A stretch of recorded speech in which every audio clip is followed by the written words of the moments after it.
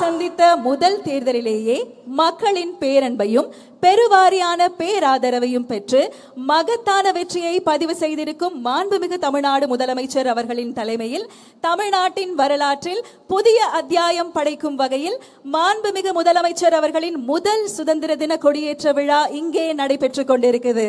அனைவருக்கும் இனிய சுதந்திர தின நல்வாழ்த்துகள்.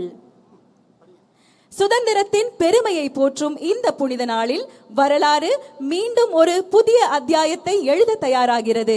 ஆம், நாம் ஆவலுடன் எதிர்பார்த்து காத்து கொண்டிருந்த தருணம் தற்பொழுது நம் மாண்புமிகு தமிழ்நாடு முதலமைச்சர் அவர்கள் மூவர்ண கொடியை ஏற்றி வைத்து கொடி வணக்கம் செலுத்தி சிறப்பிப்பார்கள். காவல்துறை கூட்டுக்குழல் இசைக்குழுவினரால் நாட்டுப்பண் இசைக்கப்படும். அனைவரும் எழுந்து நிற்குமாறு பணிவன்புடன் கேட்டுக்கொள்கிறோம். May we kindly request all our dignitaries to rise for the national anthem.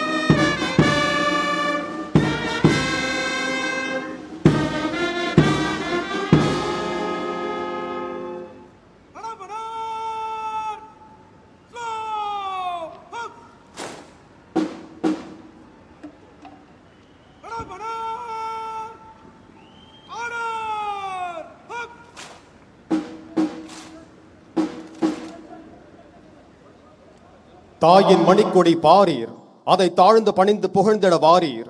பாரதியாரின் இந்த பாடல் நம் தேசிய கொடியை தாயின் மணிக்கொடியாக போற்றி அதன் கீழ் நாம் அனைவரும் ஒன்றுபட்டு நிற்க வேண்டும் என்ற தேசப்பற்றையும் பெருமிதத்தையும் இத்தருணத்தில் எடுத்துரைக்கிறது. இந்த சுதந்திர தின நன்னாளில் மாண்புமிகு தமிழ்நாடு முதலமைச்சர் அவர்களை சுதந்திர தின விழா பேருரையாற்ற பணிவன்புடன் அழைக்கிறோம்.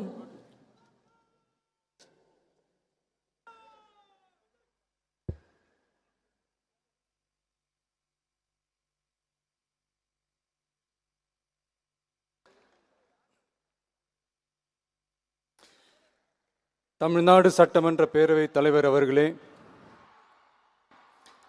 மாண்புமிகு அமைச்சர்கள், நீதியரசர்கள், எம்எல்ஏஸ், எம்பிஸ், உள்ளாட்சி பிரதிநிதிகள், தலைமை செயலாளர் உள்ளிட்ட அரசு அதிகாரிகள்,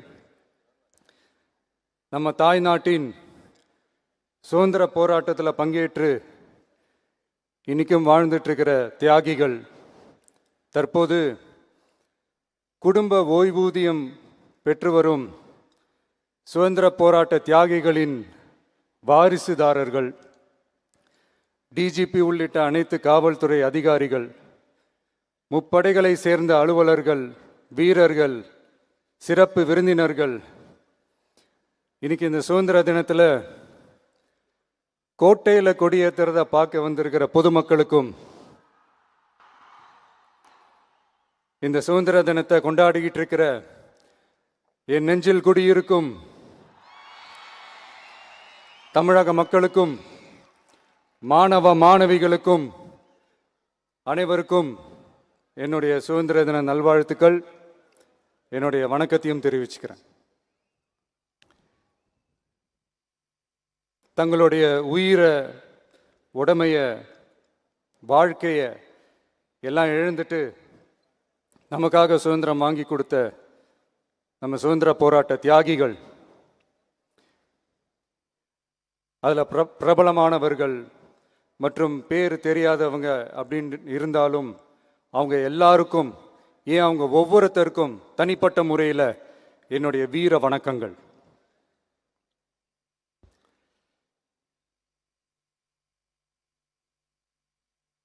நம்மளை ஒரு அடிமை மாதிரி வச்சிருக்காங்க அப்படின்னு தெரிஞ்சிட்டாலே மக்கள் மத்தியில் ஆட்டோமேட்டிக்காக ஒரு ஒற்றுமை ஒன்று வர ஆரம்பிக்கும். எல்லாரும் ஒரே மாதிரி யோசிச்சு ஒன்று சேர ஆரம்பிப்பாங்க. அப்படி ஒன்று சேர்ற இடத்துல தான் சாதி உடையும், மதம் உடையும், மொழி, இனம் இந்த மாதிரி எல்லாமே உடைஞ்சி நொறுங்கும். அப்படி உடைஞ்சி நொறுங்குற இடத்துல தான் கிடைக்கிறது தான் உண்மையான சுதந்திரம்.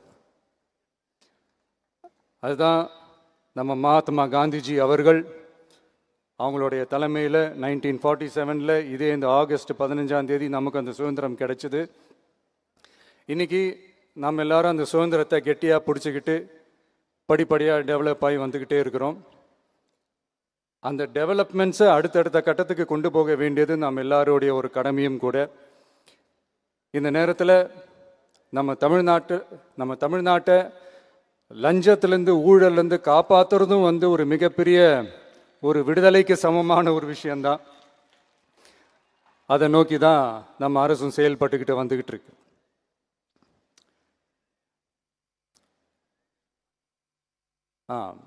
இந்த 386 ஆண்டு பழமையான இந்த கோட்டையில்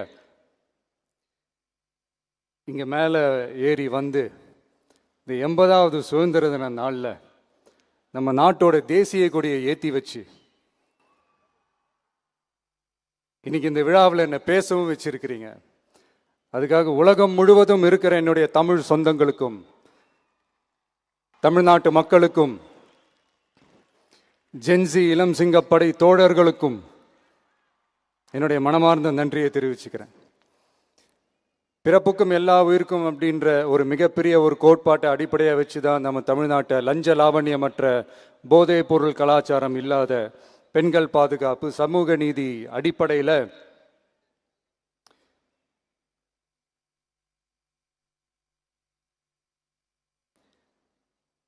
ஒரு வெளிப்படையான, ஒரு உண்மையான, ஒரு நேர்மையான ஒரு நிர்வாகமாக இதை நாம் செயல்பட்டுக்கிட்டு வந்துக்கிட்டு இருக்கிறோம். பொது வாழ்வில் சமரசம் இருக்கவே கூடாது. மக்கள் நலன் தான் மிக மிக முக்கியமான ஒரு விஷயம். அந்த அடிப்படையில் தான் தமிழக வெற்றிக் கழக அரசு செயல்பட்டுக்கிட்டு வந்துக்கிட்டு இருக்கோம். அதே அடிப்படையில் தான் மக்கள் நலன் சார்ந்த திட்டங்கள்லையும் நம்ம சென்ட்ரல் கவர்மெண்ட்டோட நிர்வாக ரீதியாக ஒத்துழைப்போடு இருக்கிறோம். But at the same time நம்ம தமிழ்நாடு கொள்கைகள்னு வந்துட்டா மாநில உரிமைகளுக்கு எதிரான முடிவுகள்லையும் சரி, தமிழ்நாட்டுக்கு எதிரான கொள்கை முடிவுகள்லையும் சரி நம்ம டிவிகே அரசு எப்பவுமே எதிர்க்கும். அதில் எந்த மாற்று கருத்துமே கிடையாது. அதே மாதிரி இதுக்கு முன்னாடி நிறையா திட்டங்கள்லாம் கொண்டு வந்திருக்காங்க. அதில் எதெல்லாம் மக்களுக்கு யூஸ்ஃபுல்லாக இருக்கிற மாதிரி திட்டங்கள் இருக்கோ அதெல்லாம் கண்டினியூ பண்ணிக்கிட்டு தான் இருக்கிறோம். ஃபார் எக்ஸாம்பிள், ஜெயலலிதா மேடம் கொண்டு வந்த அம்மா உணவகம் திட்டம், அது இன்னும் மெருகேற்றி கண்டினியூ பண்ணிக்கிட்டு தான் இருக்கிறோம்.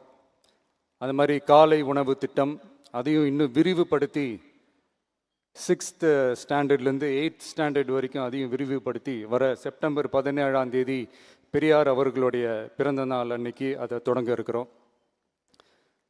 ஸோ நம்மளுடைய அரசு, உங்களுடைய அரசு இந்த 3 மாதம் ஆகுது. இந்த 3 மாதத்தில்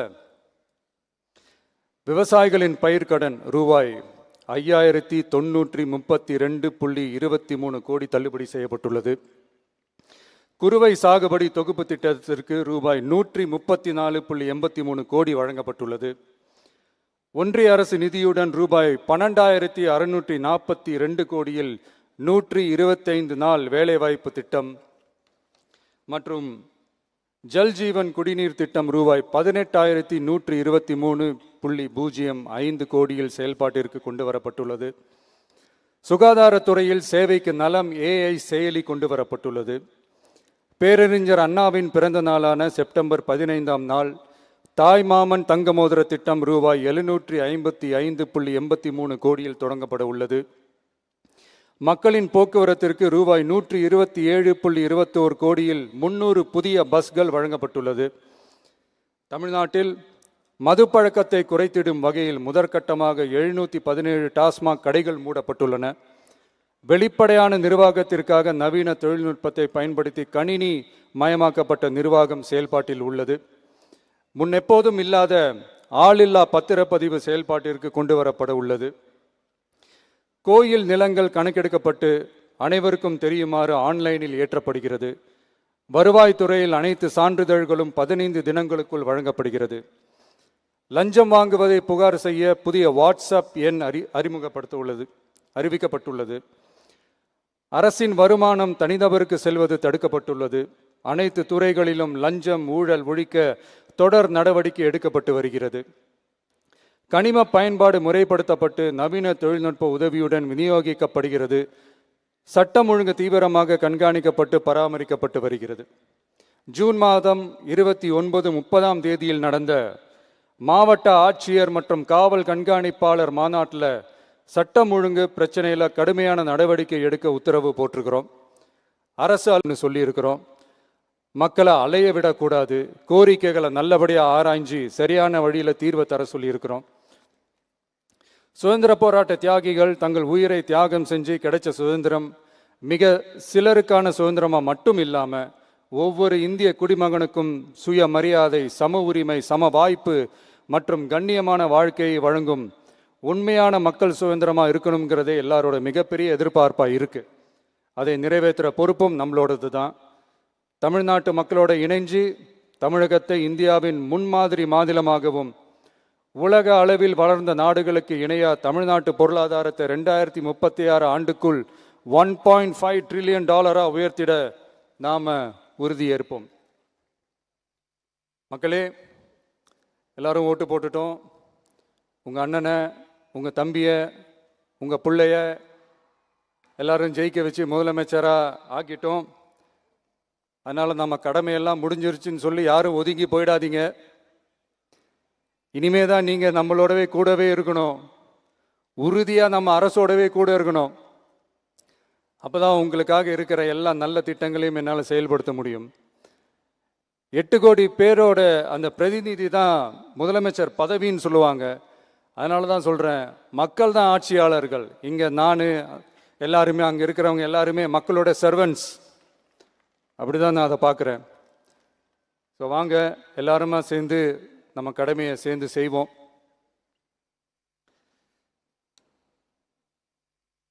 நம்ம அரசுக்கு எதிரான சக்திகளையும் சரி சதிகளையும் சரி முறியடிப்போம்.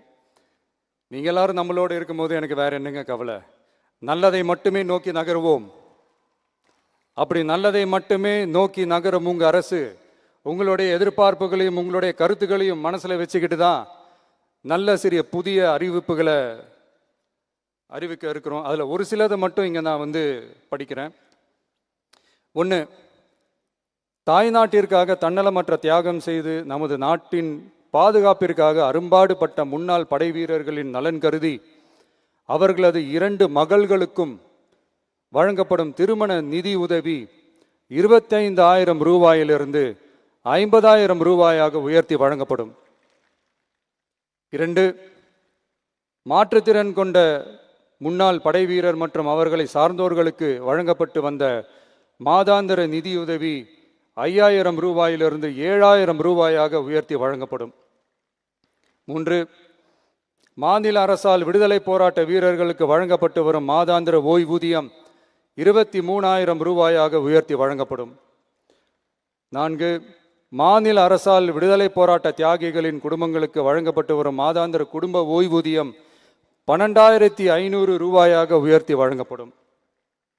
5, வீரபாண்டிய கட்டபொம்மன், முத்துராமலிங்க, விஜய ரகுநாத சேதுபதி, மருது சகோதரர்கள் மற்றும் வாவு சிதம்பரனார் ஆகியோரின் வழித்தோன்றல்களுக்கு வழங்கப்பட்டு வரும் மாதாந்திர சிறப்பு ஓய்வூதியம் 11,500 ரூபாயாக உயர்த்தி வழங்கப்படும். இவற்றிற்கான அரசாணைகள் அரசால் வெளியிடப்பட்டுள்ளது. I once again extend my respectful greetings and salute the people of Tamil Nadu who has broken the caste and religious considerations, rejecting money and muscle power, and gave us an overwhelming support to establish people-centric and social justice government. We are on a mission mode to achieve corruption-free government. We want our people to develop zero tolerance towards corruption. And we appeal to the officials and the people of Tamil Nadu to make our state corruption free. இன்னைக்கு இந்த விழாவில் பரிசு வாங்க போகிற, பாராட்டுகளை வாங்க போகிற, விருதுகளை வாங்க போகிற அனைவருக்கும் என்னுடைய வாழ்த்துக்களை தெரிவிச்சுக்கிறேன்.